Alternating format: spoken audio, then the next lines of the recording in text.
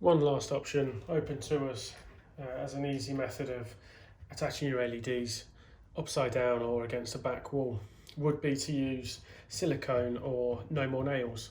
Now the process for this would be similar to that of using a glue gun.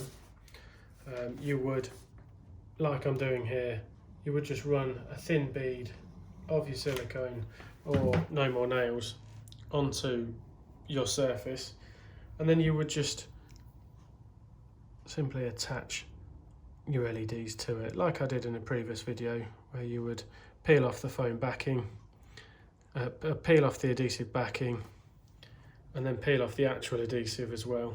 It's shown in one of my previous videos. Yeah, and you would just fix that there, and usually the end where the cable is, I'm going to point to this end, you would add more adhesive there like you would with the hot glue gun.